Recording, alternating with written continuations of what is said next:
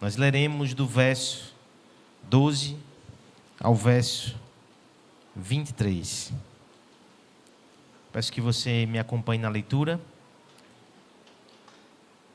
com atenção, com fé e com esperança, na certeza que Deus fala e nos aviva pela sua palavra.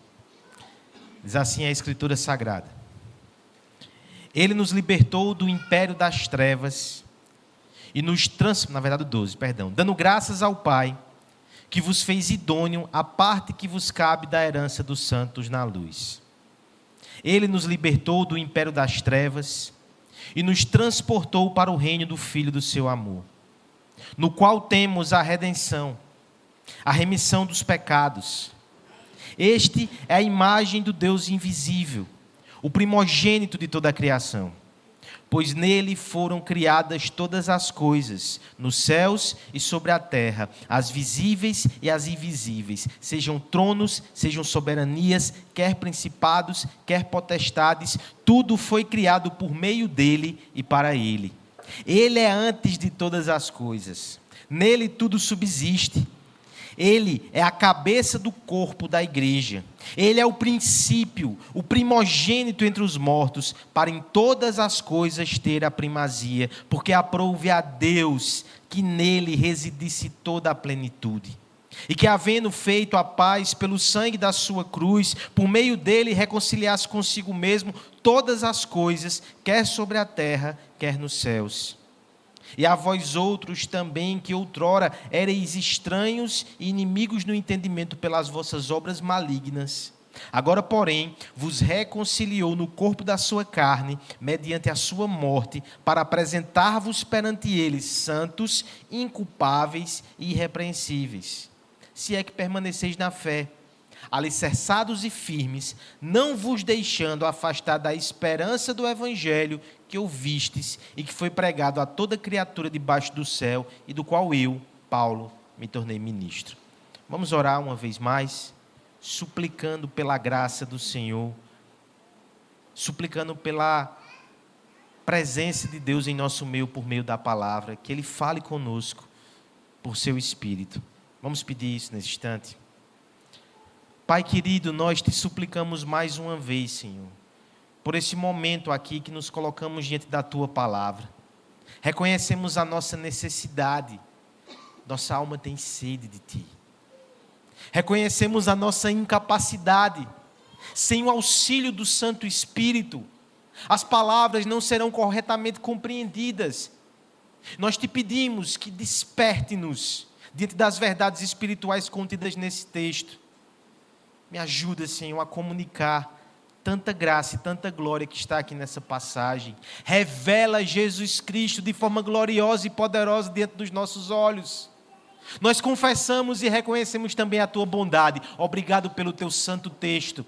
Obrigado pelo culto desta noite, pelo privilégio de se reunir aqui, o Teu povo, nessa comunidade.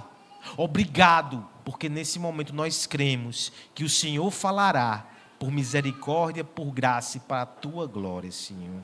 Revela-se a nós. Glorifica o Teu nome. Fortalece os nossos corações. Em nome de Jesus. Amém. Meus queridos irmãos, eu começo com uma história um pouco distante, mas que tem um princípio interessante para nós. Em 1923, na Inglaterra, a escola Cambridge, uma universidade daquele país, recebeu uma enorme propriedade, a residência agrícola de um falecido arqueólogo vitoriano, Henry Layard. Aquela imensa propriedade foi recebida com muito entusiasmo.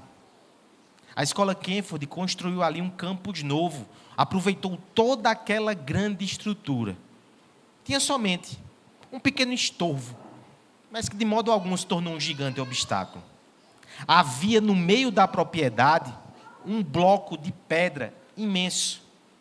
Não sabiam o que fazer com ele, resolveram não mexer e ao redor dele construíram toda a estrutura. Os estudantes foram um pouco mais criativos e logo deram um uso àquele bloco.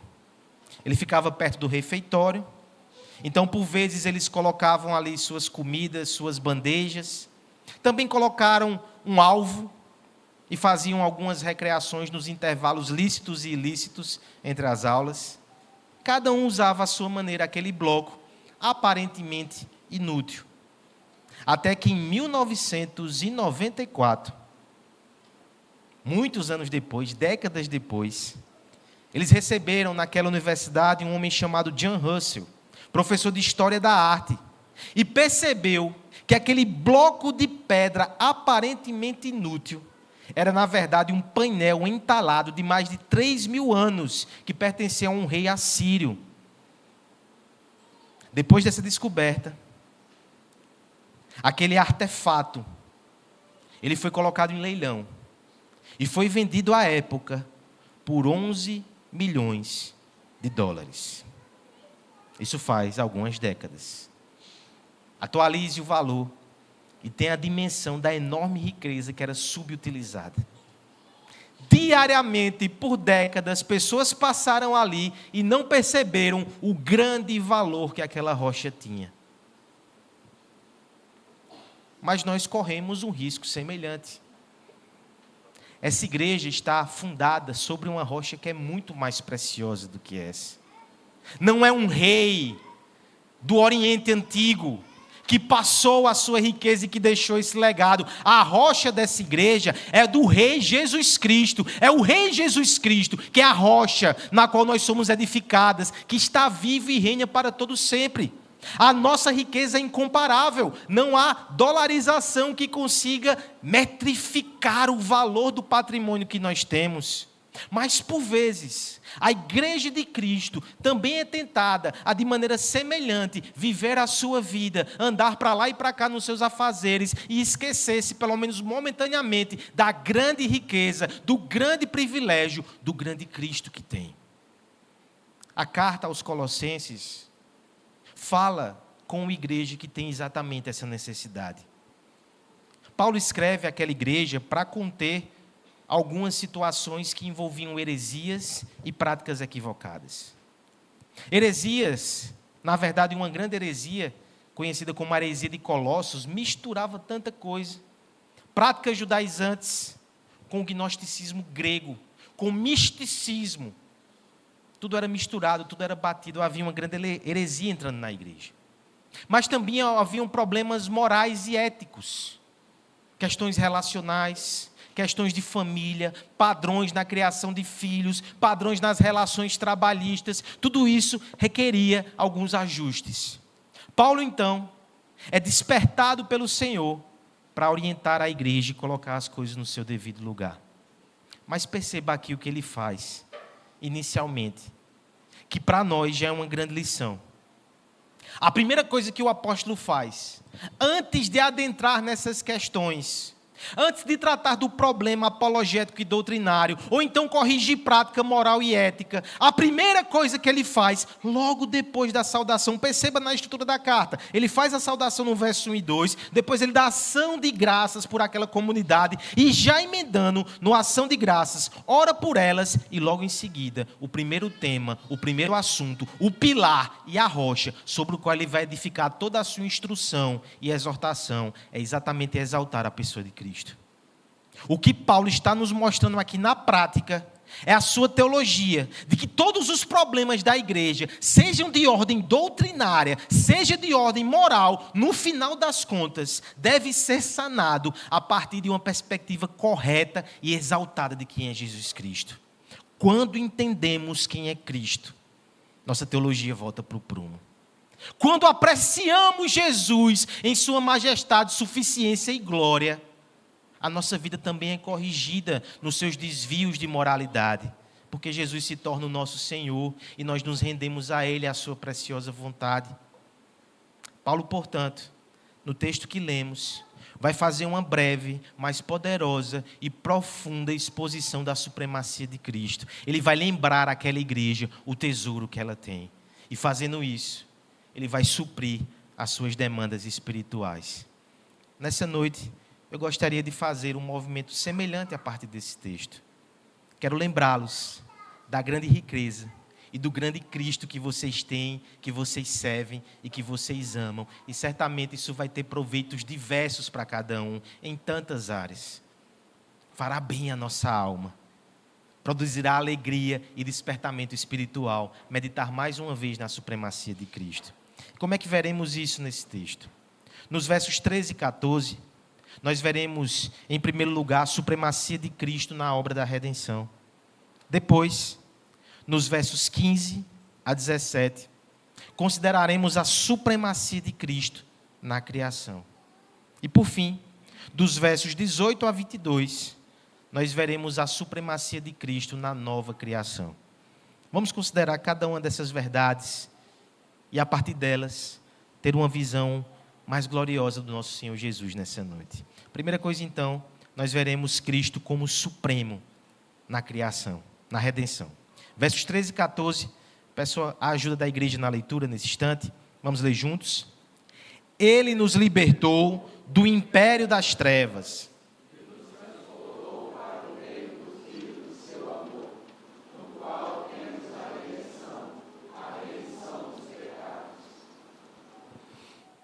Por que começar na cruz? Considere aqui o argumento do apóstolo. Ele fala sobre redenção, criação e nova criação. Por que começar na cruz? Talvez a ordem cronológica não fosse uma espécie de argumento construído com mais clareza. Começar do princípio. Na verdade, sem a cruz, a gente não entende quem é Jesus. Sem a cruz, nós somos cegos e alheios à sua obra. Não conseguimos perceber a sua beleza e a sua suficiência em nada antes da cruz. Um dia, eu e você não tínhamos esse conhecimento e essa compreensão. Por consequência, não enxergávamos Jesus na obra da criação. Tampouco o aguardávamos na nova criação. É a cruz que limpa os nossos olhos, que desperta a nossa alma, que purifica a nossa compreensão, renova a nossa mente. Qual é a descrição aqui dessa obra em poucas palavras que o apóstolo faz, mas que é cheia de glória? Primeiro o contexto, tá certo? O apóstolo vinha dando graças a Deus pela obra que havia feito no meio daquela igreja. Então veja só o verso 12 que a gente leu no início. Ele vem mencionando assim: vocês sigam dando graças ao Pai, que vos fez idôneo, a parte que vos cabe da herança nos santos da luz. Ele menciona uma obra do Pai, que nos colocou numa posição de herança das bênçãos espirituais, pertencemos agora à luz. Mas veja, a partir do verso 13, ele continua falando dessa obra de redenção, mas agora ele vai afunilar na pessoa do Filho. Como é que Jesus participou dessa obra? O Pai, ainda, verso 13, nos libertou do império das trevas e nos transportou para o reino do Filho do seu amor. Primeiro detalhe importante no texto, há uma mudança verbal que é sutil, mas é significativa. No verso 12, o apóstolo falava de algo que aconteceu naqueles irmãos e na igreja.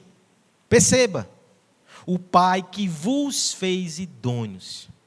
Mas a partir do verso 13, quando ele começa a focalizar na obra de redenção, e especificamente ele começa a falar do Filho e do reino do seu amor, o apóstolo se inclui na descrição. O apóstolo se coloca, e eu quero que você perceba esse movimento a partir da seguinte perspectiva. É como se Paulo dissesse: quando eu estou instruindo a igreja a respeito de outras coisas, eu consigo até me manter distante e fora do quadro que eu estou desenhando. Mas quando eu começo a falar da obra da cruz, do amor do Senhor Jesus, eu não consigo. O meu coração é atraído para dentro dessa descrição. Eu estou junto a vocês. Essa também é a minha obra, essa também é a minha história, esse também é meu Cristo. O Pai nos libertou do império das trevas e nos transportou para o reino do Filho do seu amor. Perceba a oposição. Outrora aprisionados, outrora algemados nas nossas cadeias de iniquidade, estávamos no império das trevas. Não enxergávamos um palmo à nossa frente, só havia tolice, só havia insensatez, não havia o brilho de esperança. Estávamos num lugar escuro de opressão, era uma prisão, o império das trevas. Mas o Pai nos libertou e nos transportou para outro reino, o reino do Filho do seu amor. A figura aqui é muito interessante. Todo o amor do Pai está depositado sobre o Filho. Participar desse reino é, portanto, por meio do Rei, que é o nosso mediador, receber toda a bênção e todo o amor de Deus. Ter Cristo como nosso Rei é ter Cristo como nosso representante. É ter Cristo diante de Deus e receber todas as bênçãos espirituais em Cristo Jesus. Efésios diz isso também, né? Ele nos fez herdeiros dessas bênçãos espirituais, nos fez ricos em Cristo Jesus. Agora estamos no reino do seu Filho. Mas como isso foi feito? Temos aqui uma mera migração.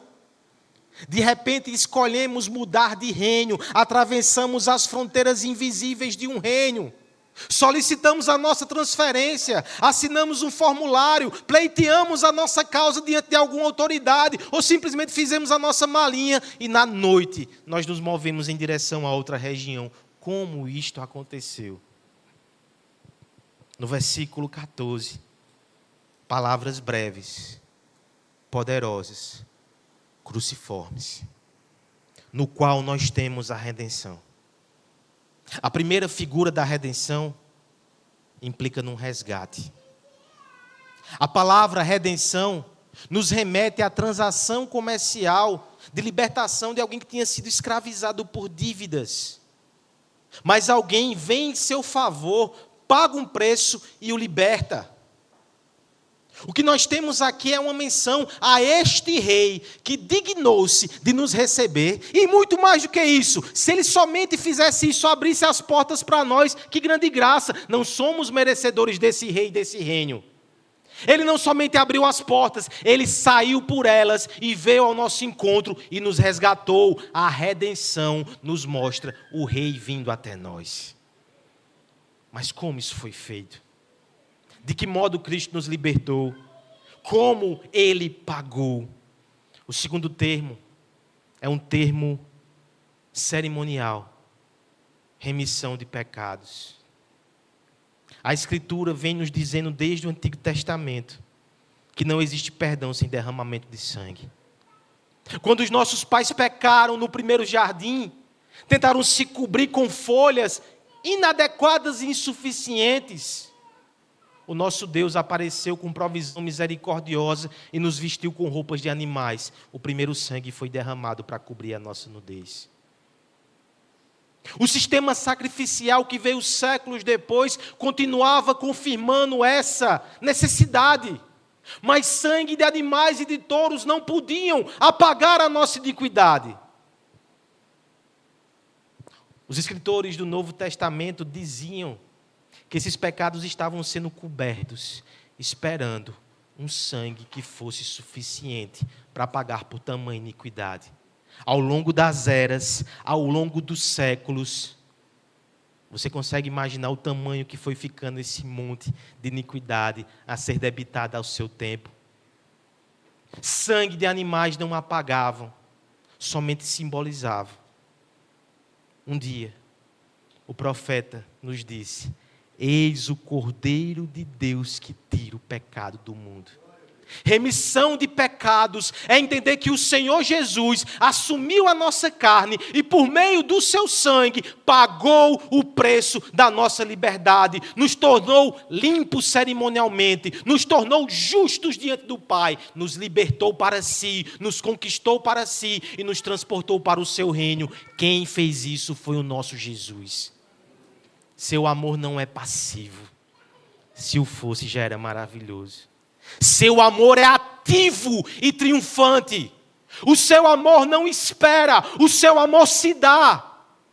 Ele não somente acena na nossa direção, ele vem ao nosso encontro. Ele é o nosso resgatador. O nosso rei desembaiou a sua espada, enfrentou o império das trevas e no momento do ápice dessa luta, ele cravou a espada no seu próprio peito e derramou o seu sangue santo para conquistar a nossa libertação. Esse é o nosso Jesus. Ele é supremo, ele é glorioso e a sua cruz tem beleza, tem justiça, tem santificação sem fim. Nós nunca fomos tão amados quanto no dia da sua entrega. A maior entrega, a maior proclamação. Agostinho dizia que a cruz era o púlpito de onde Deus pregava o seu amor da forma mais convincente possível. Se você duvida do amor de Deus, perceba que Ele lhe entregou o seu Filho. O que mais Ele não nos dará? É isso que Paulo diz lá em Romanos. A cruz é a proclamação maior da justiça de Deus. Nem mesmo em Gomorra a justiça foi tão evidenciada. Tínhamos pecadores ali que padeceram. Ficou evidente que Deus é justo. No dilúvio, tão pouco. Pecadores foram castigados. Nem mesmo no inferno a justiça será tão evidenciada. Porque na cruz nós temos um justo, o Filho de Deus, o próprio Deus, pagando o preço do pecado. Não há mais condenação. Nada que eu e você possamos fazer vai acrescentar 1 miligrama de justiça e mérito. O sangue de Jesus é muito valioso, é precioso e é suficiente. Considerar isso é tudo o que precisamos, meus irmãos.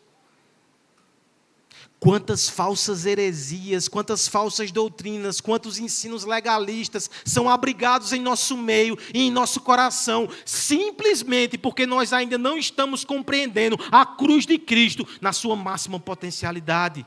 Diminuímos o seu sacrifício, ignoramos a sua suficiência, não consideramos a sua supremacia, a sua glória. Desenhe a cruz diante dos seus olhos, não se aparte dela e as heresias serão expulsas do seu coração.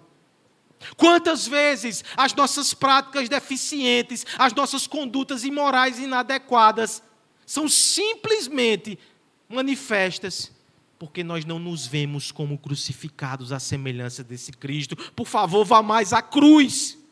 É lá no Monte da Caveira que você vai ver Deus sangrando.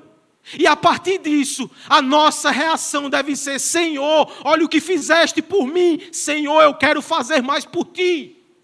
Mortifica os meus pecados, domina o meu coração, santifica a minha visão. Eu quero viver para aquele que morreu por mim. Nós precisamos da cruz diante dos nossos olhos. Nós precisamos celebrar essa vitória. Nós precisamos fazer isso dominicalmente como igreja. Fará bem à nossa alma. Cristo é supremo na redenção, mas Cristo também é supremo na obra da criação. Convido você a ler agora dos versos 15 até o verso 17. Peço a ajuda da igreja mais uma vez. Este é a imagem do Deus invisível, o primogênito de toda a criação, pois nele foram criadas todas as coisas, nos céus e sobre a terra, as visíveis e as invisíveis, sejam tronos, sejam soberanias, quer principados, quer potestades, tudo foi criado por meio dele e para ele, porque ele é antes de todas as coisas, e nele tudo subsiste.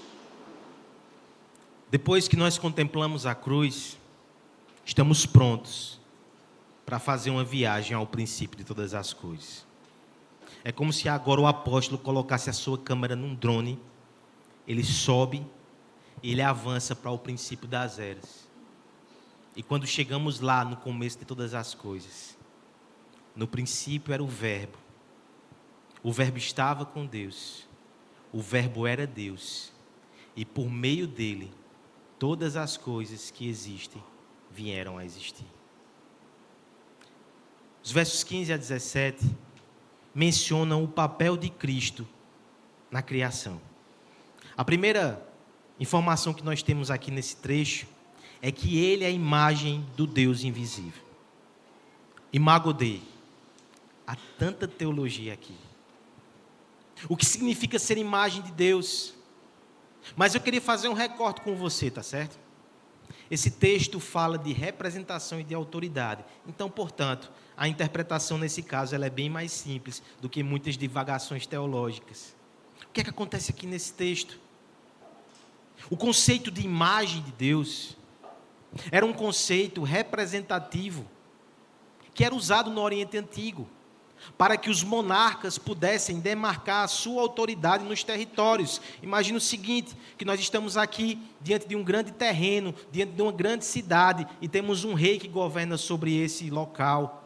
Mas ele não tem como estar em todo lugar ao mesmo tempo. Então ele espalha algumas estátuas suas, símbolos do seu governo. Essas estátuas são imagens do rei. A partir dessas imagens, está sinalizado que ele exerce domínio e governo ali.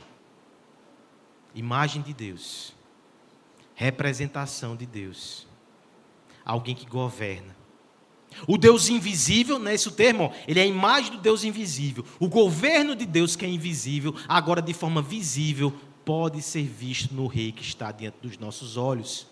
Essa é exatamente a mensagem do Evangelho lá no início. Eis que o reino de Deus chegou, porque o rei finalmente chegou. Adão não conseguiu representar a Deus de forma digna e adequada, caiu.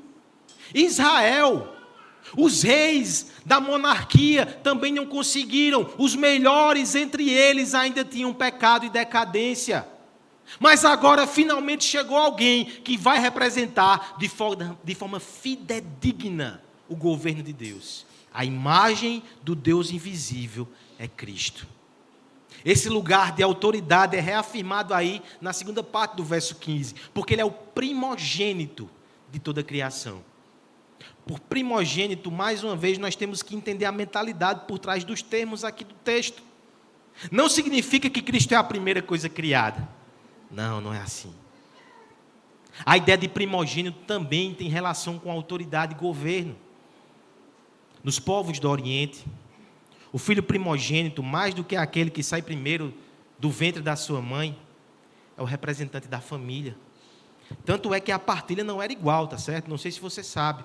O primogênito recebia a maior parte, os outros irmãos recebiam uma fração menor, porque ele herdaria o nome e ele representaria a família. O que está sendo posto aqui mais uma vez é reafirmando a autoridade de Cristo sobre a criação. Ele é o governante, ele é a imagem visível do Deus invisível, ele é o primogênito, ele é aquele que administra as obras da criação, as obras do seu Pai. E antes que você julgue esta situação como nepotismo, eu quero que você entenda que há uma razão muito justificável para isso. Ele participou da criação. Verso 16, pois nele foram criadas todas as coisas, nos céus e sobre a terra. Tudo é dele, ele que criou, ele é partícipe da obra da criação. As visíveis e as invisíveis, o que vemos e o que não vemos, os tronos, as soberanias, os principados, as potestades, até mesmo os reinos espirituais, pertencem ao Senhor Jesus Cristo, assim como as obras naturais. Tudo foi criado por meio dele. João 1, mais uma vez.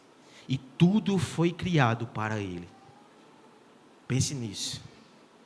O Pai criou esse mundo por meio do Filho e para o Filho. Ele é antes de todas as coisas. Nele tudo subsiste. A ideia aqui é que Cristo está no início, tudo foi criado por meio dele. Cristo está no fim, tudo foi criado para ele, para a glória dele, para anunciá-lo. E ele está nesse pequeno intervalo entre o fim e o começo. Nele tudo subsiste. Nós temos aqui Cristo como aquele que governa, como aquele que mantém, como aquele que sustenta essa criação. Eu lhe pergunto, é assim que você tem o enxergado? Eu lhe pergunto, é assim que você tem enxergado o mundo? Nem sempre o é, mas nós precisamos consertar isso à luz da palavra. O poeta Fernando Pessoa certa vez disse que a realidade é o gesto invisível das mãos invisíveis de Deus. Corrigindo, a realidade é o gesto visível das mãos invisíveis de Deus. Concordo em parte. A realidade é o gesto visível das mãos invisíveis que se fizeram visíveis no Filho de Deus. Toda a criação proclama a glória de Cristo. E eu espero que você seja provocado a enxergar isso. os altos montes, estávamos no acampamento e apreciamos imagens deslumbrantes, os profundos vales atestam a grandeza do Filho de Deus, que é exaltado sobre toda a terra. A diversidade dos frutos, das flores, dos aromas e dos sabores falam sobre a multiforme graça do nosso Senhor Jesus Cristo. O orvalho suave que molha discretamente a plantação no início da manhã falam sobre um Cristo que tem palavras suaves para acolher os aflitos, que não quebra a cana quebrada, que não apaga o fio que fumega. Os trovões, os raios, os maremotos, os terremotos também falam da ira do Cordeiro que um dia virá vindicar a sua justiça, mas os dedos, as impressões digitais do nosso Senhor Jesus Cristo estão espalhadas pela sua criação. E o que é que você deve fazer com essa informação? Vá conhecer mais de Jesus lá fora. Se você tem um jardinzinho que você cria com muito amor, essa também é uma obra espiritual. Você pode perceber ali cores, aromas e graça que comunicam Jesus ao teu coração. Quando você pesquisa, quando você desvenda, quando você conhece mais do ser humano, da sua estrutura, a ciência é um labor espiritual na medida que você está recebendo mais de Cristo e admirando mais o seu Jesus, ainda que os céticos não percebam. Quem passa pela cruz, quando vai para a criação, enxerga Jesus em tudo. Na história da humanidade, historiadores talvez não percebam em seu ceticismo, mas o estudante cristão, ele enxerga reviravoltas que pregam Jesus ao seu coração. É Calvino nas Institutas que vai dizer assim: toda vez que o pequeno vence o grande, toda vez que o desprezado é exaltado, toda vez que o fraco é empoderado, toda vez que o imprevisto e o impossível aparecem nas páginas da história, é Deus, por sua providência, desenhando o movimento do Evangelho que um dia aconteceria em Jesus. Enxergue, perceba, admire. Há um ditado chinês que vai dizer: quando o tolo percebe um dedo apontando para a lua, ele fica olhando para o dedo. O sábio olha para a lua. Céticos olham só para o dedo. O dedo tem o seu valor, mas que você, como povo de Deus, passe pelo dedo e vá para a lua, na verdade vá para o sol da justiça. Saia daqui amanhã disposto a encontrar mais de Jesus na obra da criação. Ele é supremo lá, assim como é supremo na redenção. Ele será supremo também na obra da nova criação. Eu quero convidar você a mais uma vez me ajudar aqui na leitura, tá certo? Verso 18 até o verso 22. Vamos ler uma vez mais. Ele é a cabeça do corpo. Ele é o princípio, o primogênito dentre os mortos, para todas as coisas criadas nasciam, porque agora é Deus, nele existe toda a plenitude, e havendo feito a paz pelo sangue da sua cruz, por meio dele, reconciliasse consigo mesmo todas as coisas, quer sobre a terra, quer nos céus, e a vós outros também, que outrora eres estranhos e inimigos do entendimento, pelas vossas obras malignas, agora, porém, se reconciliou o corpo da sua carne, mediante a sua morte, para apresentarmos perante ele santos, inculpáveis e irrepreensíveis.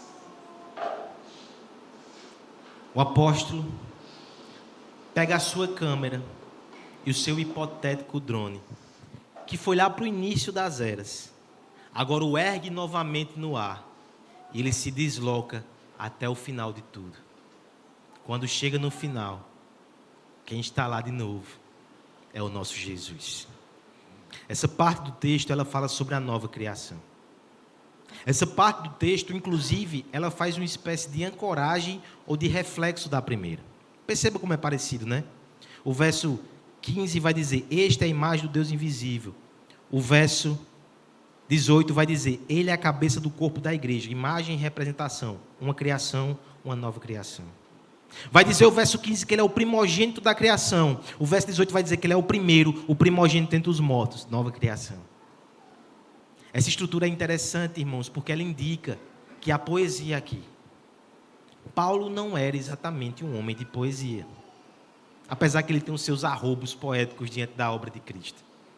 Mas o que muitos dizem aqui é que havia um cântico da igreja primitiva, possivelmente composto por um irmão com muita habilidade literária, que fez esse quadro bonitinho assim, das duas realidades, e Paulo está pegando a teologia daquela igreja, e está dizendo: vocês estão entendendo o que vocês cantam? Olha como essa verdade é gloriosa, olha como esse Cristo é precioso. Se no primeiro bloco as menções eram a primeira criação, no segundo, as menções agora são a segunda criação. Veja, ele é a cabeça do corpo. Assim como Cristo é o representante perfeito que governa sobre a ordem criada, ele é o cabeça da igreja e governa sobre a nova ordem, sobre o novo mundo, sobre o novo tempo. O que é a igreja? É a nova humanidade que Deus fez. É aquilo que um dia será. E o nosso rei, o nosso governante é Jesus. Ele é o princípio também. A igreja vem a partir dele, da sua obra. Ele é o primogênito entre os mortos. Que linguagem interessante. Assim como ele morreu e reviveu, a igreja passa por esse processo. Seremos ressurretos nele. E no meio disso tudo, ele vai ter a primazia. A perspectiva aqui, irmãos, ela é extremamente esperançosa para os nossos olhos. Um dia, aquilo que hoje é pequeno, minoritário, muitas vezes perseguido e desprezado, que é o corpo de Cristo aqui na terra, a sua igreja, vai se espalhar pela terra. Somente nós desfrutaremos de um novo mundo que será feito. A glória de Deus vai inundar a terra, é isso que diz Abacuque. E neste mundo, o cabeça sobre todos, visivelmente exaltado, será o nosso Senhor Jesus. Esse é o propósito de Deus. Veja no verso 19: aprove a Deus que nele residisse toda a plenitude. Todos os rios correm na direção do mar. Tudo converge para que Cristo seja exaltado.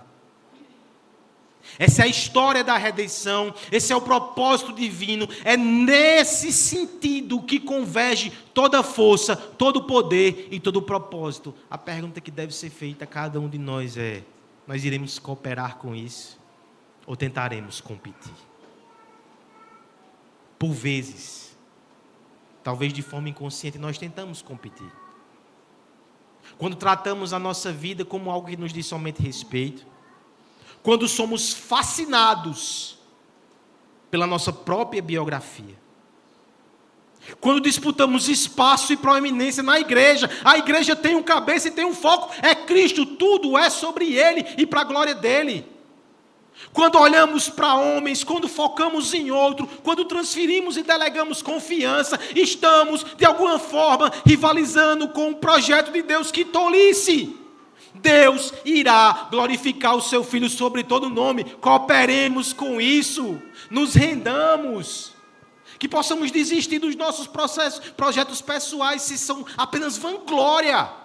Que possamos entronizá-lo na nossa vida, na nossa família, na nossa igreja. Que possamos cooperar com tudo que temos, com tudo que somos, para esse maravilhoso fim. É assim que a história termina. E já é isso que está acontecendo, tá certo? Verso 20. E que havendo feito a paz pelo sangue da sua cruz, isso já aconteceu, por meio dele, reconciliasse consigo mesmo todas as coisas, quer sobre a terra, quer sobre os céus. É isso que está acontecendo à medida que o Evangelho avança. O Evangelho da reconciliação está reconciliando todas as coisas para a glória de Deus. A vós outros também, que outrora eram estranhos, inimigos no entendimento, pelas vossas obras malignas, volta para a redenção e volta para nós. Agora, porém, vos reconciliou no corpo da sua carne. O que devemos fazer, irmãos, é atentar para esse propósito. Mediante a sua morte, nós devemos assim nos apresentar perante Ele santos, inculpáveis e irrepreensíveis. Olha Paulo chegando na questão moral. Perceba o que Cristo fez na cruz. Perceba como Ele é Senhor sobre todas as coisas e tudo converge para Ele. Perceba como Ele é o Rei da nova criação. Santifique-se. Seja purificado. Abandone a culpa. E que se não ache escândalo na nossa vida, porque esse é o propósito de Deus. Se é, verso 23, que permaneceis firmes na fé, alicerçados e firmes, não vos deixando afastar da esperança do Evangelho. Olha a exortação aqui para a igreja de Colossos, mas também é para mim, é para você também. Quando nos afastamos do Evangelho, ainda que não definitivamente e finalmente, mas momentaneamente, quando nós não pensamos o suficiente sobre essa obra e sobre esse Cristo, estamos de algum modo ainda resistindo de forma inútil ao santo e glorioso propósito de Deus. Alguém já disse que no início há um cordeiro que fez todas as coisas. No final, há um rei que será entronizado no trono do universo. E no meio, há uma cruz onde Ele conquistou a nossa redenção. Diante dessa revelação, não há outra coisa a fazer senão nos prostrar. Os santos no céu receberão coroas, mas a revelação que eles terão de Jesus será tão impactante que eles lançarão as suas coroas aos pés de Jesus. A Ele toda a glória. Vivamos para Ele. Que o nosso maior anseio seja convergir também em nosso coração para a absoluta e completa adoração. Houve um teólogo que muito pregou sobre Cristo. Falava com muita fidelidade, com muita integridade e com muito amor por esse Jesus. O seu nome era John Owen, conhecido como o príncipe dos puritanos. No final da sua vida, o pastor John tinha pouca força, mas ele estava escrevendo aquele que foi o seu último livro, Meditações sobre a vida e a morte de Cristo. O seu amigo editor foi o visitar para saber como é que estava o projeto, preocupado inclusive se ele conseguiria concluir por causa da sua saúde debilitada. Chegou na varanda e não encontrou, como de costume, o seu amigo esperando ali. Adentrou a sua casa. Ele não estava na sala. De tão debilitado, o pastor John Owen estava deitado na sua cama. O seu amigo então sentou-se ao lado da sua cabeceira. Ele tocou no seu braço. E antes que houvesse qualquer palavra de autocomiseração ou de lamento, ele disse: meu amigo, falta tão pouco. Passei a minha vida amando e proclamando esse Cristo. Nos últimos dias Ele me deu o privilégio de estudar mais sobre Ele. Falta pouco. Em breve eu irei abandonar esse corpo e eu estarei com o meu Jesus. Falta pouco e eu estou feliz. Essa maior alegria que alguém pode ter, e ela aguarda cada um de nós no final da nossa jornada. Encha os seus olhos e seu coração de Jesus. A alegria do céu vai santificar a sua alma, vai avivar o seu espírito para a glória de Deus. Vamos orar mais uma vez. Pai querido, nós te louvamos e te exaltamos, Senhor. Glorificado seja o teu nome. Te agradecemos por essa maravilhosa obra de redenção e por esse Cristo que se nos deu. Te louvamos porque o tesouro mais precioso do céu, o amado da tua alma, foi entregue a nós para ser o nosso libertador, para ser o nosso Senhor, para ser o nosso esposo. Que graça, Senhor, quem somos nós para receber tamanha salvação? Nós te agradecemos porque em toda a criação podemos perceber o aroma do nosso amado, nos dá sentidos espirituais para vê-lo. E te agradecemos porque sabemos que no final de tudo Ele vai triunfar. Crava essa verdade na nossa mente, no nosso coração, para que vivamos somente para Ti, para o Teu reino e para a Tua glória. Nos dá plena convicção, ardente amor e um compromisso inabalável com esse Cristo, para a glória dEle, para a nossa alegria, no nome de Jesus que nós oramos. Amém. Amém.